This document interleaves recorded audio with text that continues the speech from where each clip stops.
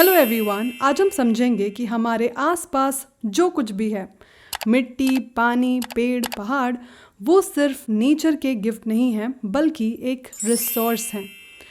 पर रिसोर्स बनने के लिए कुछ कंडीशंस भी हैं। So let's dive into the first chapter of class 10th geography, resources and development. एक रिसोर्स क्या होता है? सिंपल शब्दों में कोई भी चीज़ जो ह्यूमन नीड्स को फुलफ़िल करे और हम उसका यूज़ कर सकें, वो रिसोर्स कहलाता है। लेकिन हर चीज़ ऑटोमेटिकली रिसोर्स नहीं बन जाती। कुछ कंडीशन फुलफ़िल करनी पड़ती हैं, जैसे टेक्नोलॉजिकली एक्सेसिबल होनी चाहिए, यानी हम उसको यूज़ कर पाएँ। नेचर हमें यूरेनियम दिया है, लेकिन अगर हमें न्यूक्लियर एनर्जी बनाना नहीं आता तो वो यूरेनियम हमारे किसी काम का नहीं। मतलब रिसोर्स बनने के लिए हमें उसे एक्सट्रैक्ट और यूज़ करने की टेक्नोलॉजी आनी चाहिए। दूसरा, रिसोर्स इकोनॉमिकली फीजिबल होनी चाहिए, यानी हम उसे अफोर्ड कर पाएँ। टेक्नोलॉजी हो भी जाए, पर अगर उससे यूज़ करना इतना महंगा हो कि प्रॉफिट ही ना बचे तो कोई फ़ायदा नहीं है। मून पे हीलियम 3 है, टेक्नोलॉजिकली पॉसिबल, पर क्या वो इकोनॉमिकली फीजिबल है? बिल्कुल भी नहीं। एंड तीसरा इज़ कि रिसोर्स कल्चरली एक्सेप्टेबल होनी चाहिए। अगर कोई चीज़ सोसाइटी के वैल्यूज़, बिलीव्स और ट्रेडिशंस के खिलाफ होगी तो चाहे वो कितनी भी यूज़फुल हो, लोग उसे एक्सेप्ट नहीं करेंगे। इसलिए रिसोर्स बनने के लिए कल्चरल एक्सेप्टेबिलिटी भी ज़रूरी है। हमारी ज़िंदगी में जो भी चीज़ें यूज़फुल हैं, क्या वो एज इट इज़ हमें नेचर से मिलती हैं? बिल्कुल नहीं। हर रिसोर्स को रिसोर्स बनने के पीछे एक 3 स्टेप कॉम्बिनेशन होता है, नेचर, टेक्नोलॉजी और इंस्टीट्यूशंस का। सबसे पहले हमें मिलती है नेचर की ब्लेसिंग, जैसे मिट्टी, पानी, हवा, मिनरल्स, फॉरेस्ट, लेकिन ये रॉ फॉर्म में हमें नेचर से मिलती है। फिर टेक्नोलॉजी की हेल्प से हम नेचर से मिलने वाली चीज़ों को यूज़फुल बनाते हैं। बट काम यहीं ख़त्म नहीं होता। हमें रूल्स, सपोर्ट और सिस्टम भी चाहिए होते हैं जो लोगों तक रिसोर्सेज पहुंचा सके। ये काम करते हैं इंस्टीट्यूशंस, जैसे government, panchayat, laws, policy and even schools and bank भी। तो जब तक नेचर, टेक्नोलॉजी और इंस्टीट्यूशन एक टीम बन के काम नहीं करते, कोई भी चीज़ रिसोर्स नहीं बन सकती। सो नेचर देता है मटेरियल, टेक्नोलॉजी बनाता है उन्हें यूज़फुल और इंस्टीट्यूशंस इंश्योर करते हैं कि सब तक ये रिसोर्स पहुंच जाए। तो रिसोर्सेज तो बहुत हैं, लेकिन सब रिसोर्सेज एक जैसी नहीं होती। इसलिए रिसोर्सेज को हमने क्लासिफाई किया है on the basis of origin, exhaustibility, ownership and status of development. Origin के बेसिस पे resources can be classified in biotic और एबायोटिक। बायोटिक जो प्लांट्स एंड एनिमल से मिलती हैं, एंड एबायोटिक जो नॉन लिविंग चीज़ों से मिलती हैं। एग्जॉस्टिबिलिटी में रिसोर्सेज को डिवाइड करते हैं between renewable and non renewable resources. Renewable जिनका बार बार यूज़ हो सकता है, एंड नॉन रिन्यूएबल जो एक बार ख़त्म हो जाएंगी तो ख़त्म है। ओनरशिप के बेसिस पर रिसोर्सेज कैन बी इंडिविजुअल, यानी जो किसी व्यक्ति के पर्सनल नाम पे हो। कम्युनिटी, यानी वो रिसोर्सेज जो एक ग्रुप मिल के यूज़ करता हो। एंड नेशनल रिसोर्सेज जिनका यूज़ पूरी कंट्री करती हो। एंड इंटरनेशनल रिसोर्सेज, वो रिसोर्सेज जो किसी देश की नहीं बल्कि सारी कंट्रीज़ यूज़ कर सकती हैं। स्टेटस ऑफ डेवलपमेंट के बेसिस पर resources can B potential resources, यानी वो रिसोर्सेज जिनके पास पोटेंशियल है बट अभी उनका अच्छे से यूटिलाइजेशन नहीं हो पा रहा है। Developed resources on the other hand वो होती हैं जो आइडेंटिफाई भी हो चुकी हैं एंड उनका यूज़ भी हो रहा है। स्टॉक वो रिसोर्सेज हैं जिनको यूज़ करने का तरीका तो पता है साइंटिस्ट को, बट अभी कोई टेक्नोलॉजी डेवलप नहीं हुई है उसको यूज़ करने के लिए। रिजर्व रिसोर्स वो रिसोर्सेज है जिनका हम यूज़ कर सकते हैं, टेक्नोलॉजी भी है, बट फ्यूचर के लिए हमने इसको संभाल के रखा है। Development of resources. रिसोर्सेज चाहे वो वाटर हो, मिनरल्स हो, लैंड हो या फॉरेस्ट, ये हमारे सर्वाइवल के लिए एसेंशियल है। पहले लोगों का मानना था कि रिसोर्सेज तो नेचर की तरफ से एक गिफ्ट है, जितना चाहिए उतना यूज़ करो। ये अप्रोच शॉर्ट टर्म गेन के लिए ठीक था, बट लॉन्ग टर्म में डेंजरस साबित हुआ है। इतना इनडिस्क्रिमिनेट यूज़ हुआ है रिसोर्सेज का, इसकी वजह से रिसोर्सेज डिप्लीट हो रही हैं। हमें सोसाइटी में इनइक्वालिटी देखने को मिलती है। सोसाइटी में हैव्स एंड हैव नॉट्स जैसे डिवीजन बन जाते हैं। सोसाइटी में एक तरफ लोगों के पास अब बहुत ज़्यादा रिसोर्सेज हैं और दूसरी तरफ लोगों के पास कोई भी रिसोर्सेज नहीं है। ये इम्बैलेंस सिर्फ इकोनॉमिक नहीं होता, ये सोशल टेंशन, अनरेस्ट और इंस्टेबिलिटी का रीज़न भी बन सकता है। और इतने इंडिस्क्रिमिनेट यूज़ की वजह से एनवायरमेंटल प्रॉब्लम्स भी हमें देखने को मिलती हैं, जैसे global warming, ozone layer depletion, land degradation and pollution. इस पुअर प्लानिंग और मिसयूज़ का एक ही सोल्यूशन है, and that is sustainable development. Sustainable development का मतलब होता है a development that meets the needs of the present generation without compromising the ability of future generations to meet their own needs. Sustainable development का concept कैसे आया? तो जब 20th century में जब दुनिया तेजी से बढ़ रही थी, सब कुछ ग्रोथ के नाम पे हो रहा था बिना कुछ सोचे समझे, तब 1968 में क्लब ऑफ रोम नाम का एक इंटेलेक्चुअल ग्रुप उतरा दुनिया के स्टेज पे और उन्होंने बोला कि अगर ऐसे ही चलता रहा तो एक दिन हमारी रिसोर्सेज खत्म हो जाएंगे, और उन्होंने बोला कि ग्रोथ की भी कुछ लिमिट होनी चाहिए। फिर 1974 में E.F. शूमेकर ने एक बुक लिखी, स्मॉल इज ब्यूटिफुल। इसमें उन्होंने गांधी जी के विचारों को दोबारा जिंदा किया। फिर जैसे जैसे पोल्यूशन बढ़ने लगा, फॉरेस्ट कटने लगे, ओजोन होल के बारे में पता चला लोगों को, तब दुनिया ने रियलाइज़ किया कि अब नहीं तो कब। तब आई ब्रटलैंड कमीशन। उन्होंने 1987 में एक हिस्टोरिक रिपोर्ट पब्लिश की, आर कॉमन फ्यूचर। तब पहली बार दुनिया ने सुना सस्टेनेबल डेवलपमेंट का concept.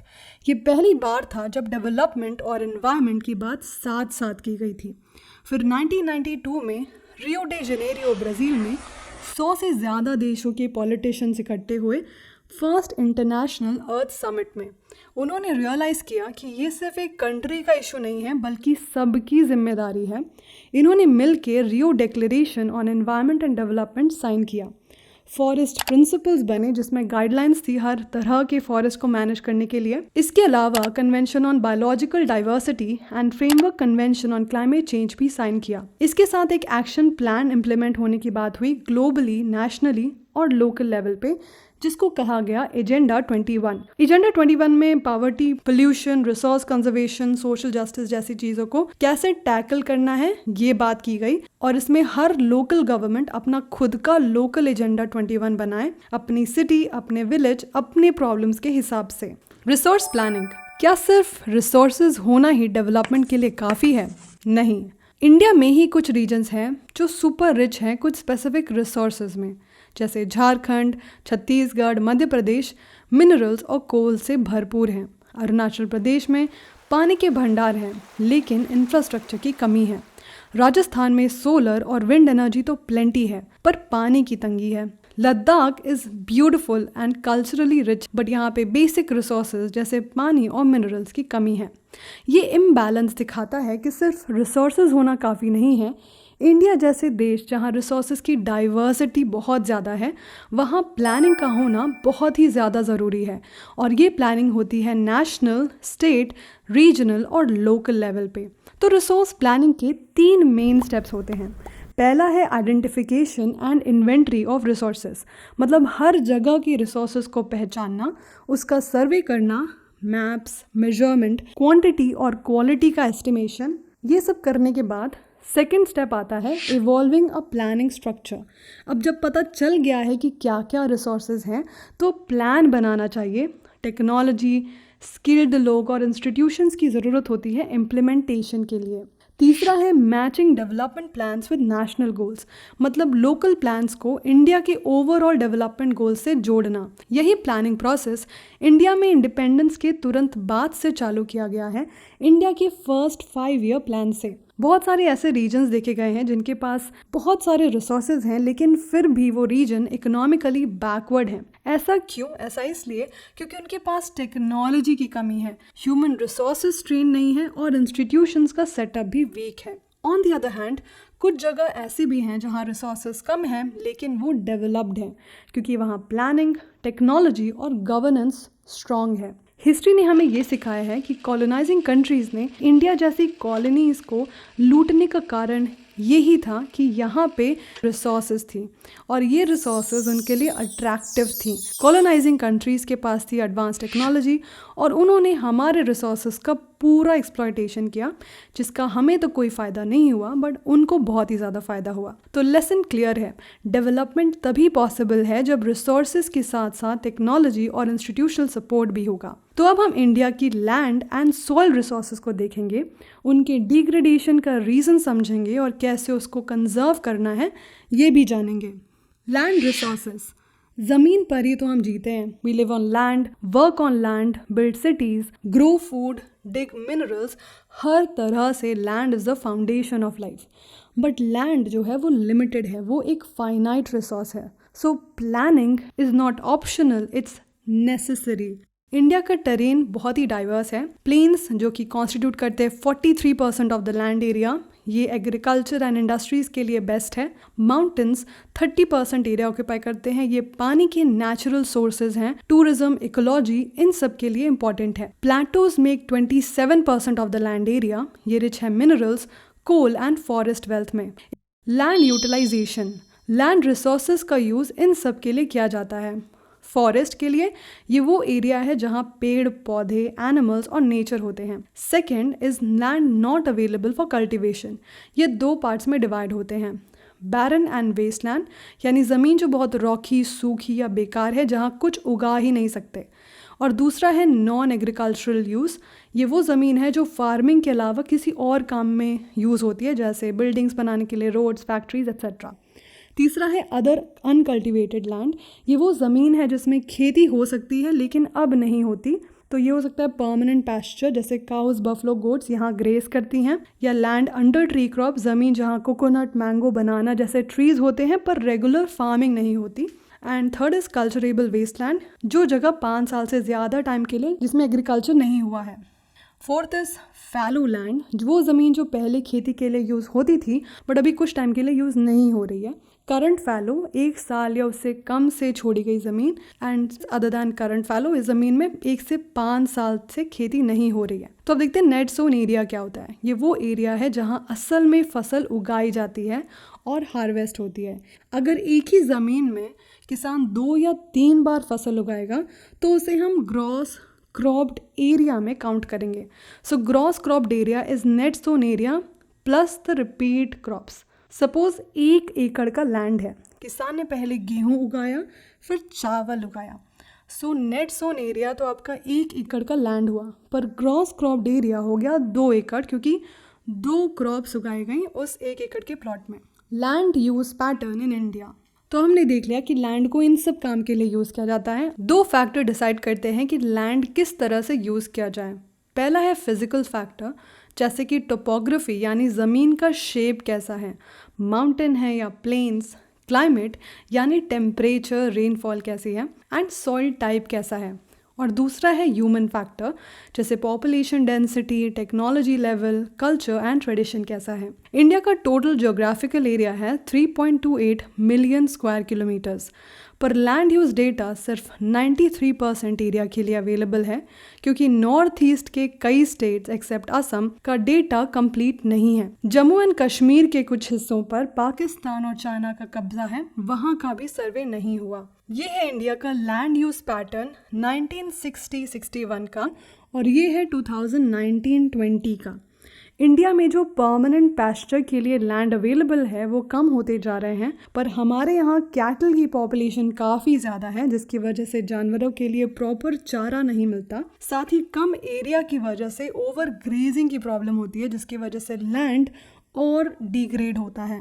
Other than current fallow lands की क्वालिटी काफ़ी ख़राब है, जिसकी वजह से यहाँ का कॉस्ट ऑफ कल्टीवेशन भी काफ़ी ज़्यादा है। इसलिए इन जगह को सिर्फ 2 से 3 साल में एक ही बार यूज़ किया जाता है। अगर हम इनको भी नेट सोन एरिया में इंक्लूड करेंगे तो इंडिया का नेट सोन एरिया कंट्री के टोटल रिपोर्टिंग एरिया का 54% होगा। अलग अलग स्टेट्स का अगर हम नेट सोन एरिया देखें तो पंजाब एंड हरियाणा में तो ज़मीन का 80% से ज़्यादा हिस्सा खेती के लिए यूज़ होता है, यानी इन स्टेट्स में ज़्यादातर ज़मीन पर फसल उगाई जाती है। लेकिन अरुणाचल प्रदेश, मिजोरम, मणिपुर और अंडमान एंड निकोबार आइलैंड्स में सिर्फ 10% या उससे भी कम ज़मीन पर ही खेती होती है, क्योंकि वहाँ ज़्यादा जंगल हैं, पहाड़ी एरिया है और लेस डेंस पॉपुलेशन है। फॉरेस्ट की बात करें तो नेशनल फॉरेस्ट पॉलिसी 1952 ने गोल रखा था 33% फॉरेस्ट कवर का, यानी कंट्री का 33% एरिया फॉरेस्ट से कवर होना चाहिए।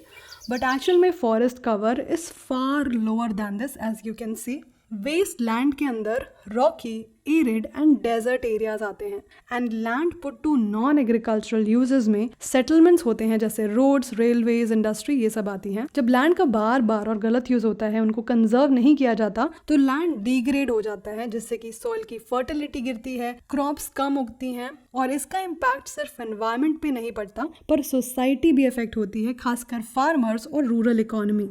Land degradation and conservation. So कौन कौन सी एक्टिविटीज हैं जिससे लैंड डिटीरियोरेट होता है? डिफॉरेस्टेशन से, ओवर ग्रेजिंग से, माइनिंग एंड क्वारिंग से, जिसमें ज़मीन को खोद कर रिसोर्सेज एक्सट्रैक्ट करने के बाद ज़मीन को एज इट इज़ छोड़ दिया जाता है। ओवर इरिगेशन से, यानी ज़्यादा पानी देने से मिट्टी में सैलिनिटी बढ़ जाती है। इंडस्ट्रियल पोल्यूशन से, जैसे जब सीमेंट इंडस्ट्री में लाइमस्टोन को पीसा जाता है या सिरेमिक इंडस्ट्री में कैल्साइट और सोपस्टोन का यूज़ होता है, तब बहुत ज़्यादा डस्ट पार्टिकल्स होते हैं जो हवा में जाते हैं। ये डस्ट बाद में ज़मीन पर गिरती है और सेटल हो जाती है। इससे इनफिल्ट्रेशन कम हो जाता है, यानी मिट्टी पानी को प्रॉपरली अब्जॉर्ब नहीं कर पाती। झारखंड, उड़ीसा, MP, छत्तीसगढ़ में माइनिंग की वजह से जंगल काटे गए और यहाँ का लैंड खराब हुआ। गुजरात, राजस्थान, महाराष्ट्र और MP में ओवर ग्रेजिंग की वजह से लैंड डिग्रेड हुआ। पंजाब, हरियाणा, वेस्टर्न UP में ओवर इरिगेशन की वजह से वाटर लॉगिंग हुई, जिसकी वजह से सॉइल की सैलिनिटी बढ़ गई। Solutions to land degradation: afforestation, grazing को कंट्रोल करना चाहिए, शेल्टर बेल्ट्स लगाने चाहिए, सैंड ड्यून्स को कंट्रोल करना चाहिए, यहाँ पर कांटेदार पौधे उगाकर वेस्टलैंड का सही यूज करना चाहिए, माइनिंग साइट्स को प्रॉपरली बंद करना चाहिए और रीप्लांटेशन करनी चाहिए, इंडस्ट्रियल वेस्ट का प्रॉपर ट्रीटमेंट करना चाहिए। Soil as a resource. Soil यानी मिट्टी एक बहुत ही ज़रूरी नेचुरल रिसोर्स है। क्यों? क्योंकि प्लांट्स इसी में ग्रो करते हैं और ये बहुत सारे लिविंग ऑर्गेनिजम्स को भी सपोर्ट करती हैं। सॉइल इज़ नॉट डेड, ये एक लिविंग सिस्टम है। मिट्टी ऐसे ही ज़मीन पर नहीं आ जाती, ये एक बहुत ही स्लो नेचुरल प्रोसेस है। सॉइल बनने में कई सारे फैक्टर्स काम करते हैं, जैसे रिलीफ यानी एरिया कैसा है, पहाड़ी है या प्लेन। माउंटेन्स में सॉइल थिन होता है और प्लेन्स में थिक। पेरेंट या बेड रॉक कैसी है, ये वो ओरिजिनल रॉक है जिससे मिट्टी बनती है। जैसे अगर बेड रॉक हार्ड होती है तो मिट्टी बनने में बहुत ज़्यादा टाइम लगता है और वो ज़्यादा रफ होती है। क्लाइमेट, वेदर जैसे रेनफॉल और टेम्परेचर मिट्टी बनने में हेल्प करते हैं। ज़्यादा बारिश से रॉक्स टूट जाते हैं और मिट्टी बन जाते हैं। गर्मी और ठंड का चेंज भी रॉक्स को तोड़ता है। वेजिटेशन, प्लांट्स और ट्रीज मिट्टी के ऊपर ग्रो करते हैं और जब ये सूखते या गिरते हैं तो वो ऑर्गेनिक मैटर जैसे ह्यूमस बनाते हैं। ह्यूमस मिट्टी को फर्टाइल बनाता है। लिविंग ऑर्गेनिज्म जैसे कीड़े मकोड़े, बैक्टीरिया, अर्थवर्म एक्सेट्रा मिट्टी को और ज़्यादा फर्टाइल बनाते हैं। ये डेड लीव्स और ऑर्गेनिज्म को तोड़ते हैं और न्यूट्रिएंट्स मिट्टी में मिक्स करते हैं। Chemical reactions and organic changes भी हेल्प करते हैं सॉइल फॉर्मेशन में। टाइम, सिर्फ कुछ सेंटीमीटर मिट्टी बनने में भी हज़ारों साल लग जाते हैं, तो ये एक बहुत ही स्लो प्रोसेस है, इसलिए सॉइल एक बहुत ही प्रेशियस रिसोर्स है। सॉइल में होते हैं ऑर्गेनिक मैटर जैसे ह्यूमस जो डेड प्लांट और एनिमल से बनता है, और इनऑर्गेनिक मटेरियल जैसे मिनरल्स। क्योंकि हमारे यहाँ अलग अलग रिलीफ फीचर हैं, अलग अलग क्लाइमेटिक जोन्स हैं, अलग अलग तरह की वेजिटेशन है, इसलिए हमारे यहाँ अलग अलग जगह में अलग अलग तरह के सॉइल मिलते हैं। सबसे पहले we will talk about alluvial soil. Alluvial soil Himalaya से लाए गए सेडिमेंट से बनती है और सबसे ज़्यादा फर्टाइल मिट्टी है। ये पूरे नॉर्दर्न प्लेन्स जिसमें पंजाब, हरियाणा, यूपी, बिहार, वेस्ट बंगाल यहाँ मिलता है। यहाँ पर ये मिट्टी हिमालयन रिवर्स जैसे इंडस, गंगा और ब्रह्मपुत्र के थ्रू लाई जाती है। इसके अलावा ये ईस्टर्न कोस्टल प्लेन्स जैसे आंध्र प्रदेश, ओडिशा और तमिलनाडु में भी मिलता है, जहाँ ये महानदी गोदावरी, कृष्णा और कावेरी रिवर के डेल्टा के पास मिलता है। राजस्थान और गुजरात में भी नैरो कॉरिडोर हैं एलुवियल सॉइल के। ये मिट्टी सैंड, सिल्ट और क्ले का मिक्सचर होती है। जब नदियां माउंटेन से प्लेन्स में आती हैं तब ये एरिया जहां पहाड़ खत्म होता है और प्लेन स्टार्ट होता है ये होता है ब्रेक ऑफ स्लोप एंड ये पहाड़ के पैर के पास वाली जमीन होती है पीडमोंट प्लेन। जब रिवर्स फास्ट फ्लो कर रही होती हैं माउंटेन्स में तो वो बड़े बड़े पत्थर ले आती हैं, जैसे ये ब्रेक ऑफ स्लोप पे आती हैं और नदी प्लेन एरिया में एंटर करती है तो उसका फ्लो स्लो हो जाता है और वही वो जो कंकड़, ग्रेवल, सिल्ट एंड ऑल ये लेके आई है माउंटेन से, ये यहीं पीडमोंट प्लेन में छोड़ देती हैं। अलग अलग जगह में पीडमोंट प्लेन को अलग अलग नाम से बोलते हैं। तो वेस्ट बंगाल और भूटान के फुटहिल्स में इसको दुआर बोलते हैं, चोस हरियाणा और पंजाब के फुटहिल्स में बोलते हैं और तेराई उत्तराखंड, उत्तर प्रदेश और बिहार के फुटहिल्स पर बोलते हैं। एलुवियल सॉइल दो टाइप के होते हैं, एक होता है खादर जिसको न्यू एलुवियल सॉइल बोलते हैं। ये हर साल नए सेडिमेंट से बनता है, ज्यादा फर्टाइल होता है, इसका फाइन टेक्सचर होता है। On the other hand Bangar old alluvial soil को बोलते हैं, ये पुरानी मिट्टी से बनता है, इसमें कंकड़ या कैल्शियम नोड्यूल्स ज्यादा होते हैं, ये कम फर्टाइल होता है as compare to khadar. Alluvial soil on the whole काफी फर्टाइल होता है, इसमें potash, phosphoric acid and lime present होता है जो परफेक्ट होता है शुगरकेन, राइस, व्हीट, सीरियल्स और पल्सेस उगाने के लिए। इसलिए ये एरिया इंटेंसिवली कल्टीवेटेड होता है और इसकी वजह से यहाँ पे पॉपुलेशन डेंसिटी भी काफ़ी ज़्यादा है। ड्रायर एरिया में ये मिट्टी थोड़ी अल्कलाइन हो जाती है, लेकिन अगर यहाँ पे प्रॉपर ट्रीटमेंट और इरिगेशन मिले तो ये भी प्रोडक्टिव बन जाती है। ब्लैक सॉइल, नाम से ही पता चलता है काली रंग की मिट्टी।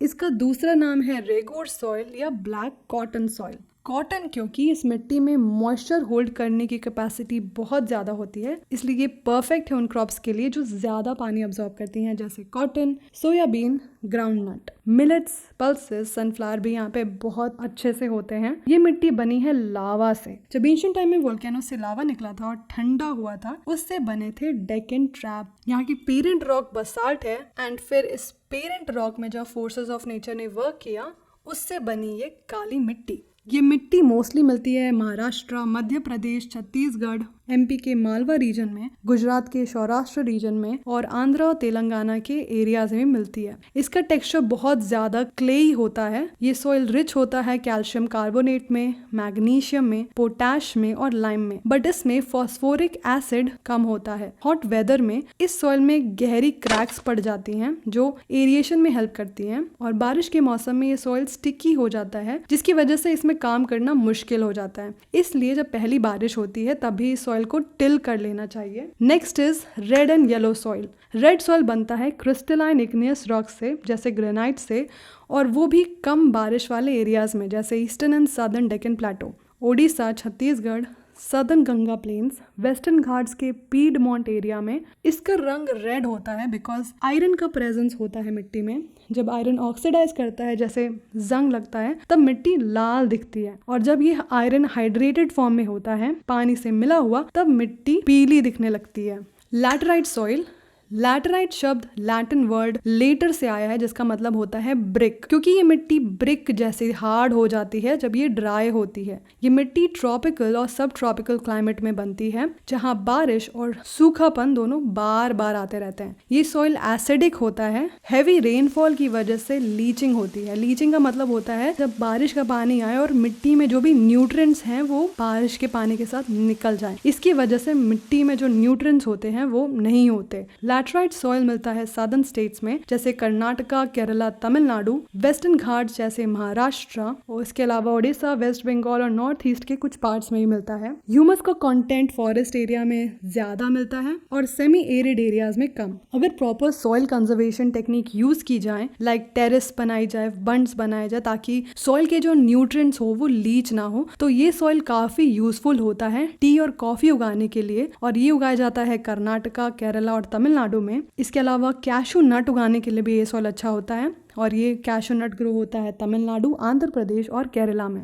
Arid soil. इस सॉइल का colour can range from red to brown. ये सॉइल सैंडी होता है यानी बालू जैसा होता है। इस मिट्टी में पानी ज़्यादा नहीं टिकता। जिस जगह ये सॉइल होता है वहाँ ड्राई क्लाइमेट होता है, टेम्परेचर हाई होता है जिसकी वजह से इवेपोरेशन ज़्यादा होता है और मिट्टी अपना मॉइस्चर और ह्यूमस खो देती है। कुछ जगह पर मिट्टी में नमक इतना ज़्यादा होता है कि यहाँ पे कॉमन सॉल्ट भी निकाला जाता है by evaporating water. Arid soil के नीचे की लेयर्स में कैल्शियम ज़्यादा मिलता है और ये कैल्शियम एक साथ में मिलकर छोटे छोटे पत्थर जैसा बन जाता है जिसको हम कंकड़ बोलते हैं और ये कंकड़ वाली लेयर नीचे जम जाती है। जब बारिश का पानी या इरिगेशन का पानी जमीन में जाने की कोशिश करता है तो ये जो लेयर है कंकड़ वाली ये पानी को नीचे जाने से रोक देती है। इसकी वजह से पानी मिट्टी में अब्जॉर्ब नहीं हो पाता, कम इन्फिल्ट्रेशन होती है, प्लांट की रूट्स को पानी नहीं मिलता, मिट्टी ड्राई और बेकार सी लगने लगती है। अगर प्रॉपर इरिगेशन किया जाए जैसे वेस्टर्न राजस्थान में किया गया तो ये मिट्टी कल्टीवेशन लायक बन जाती है।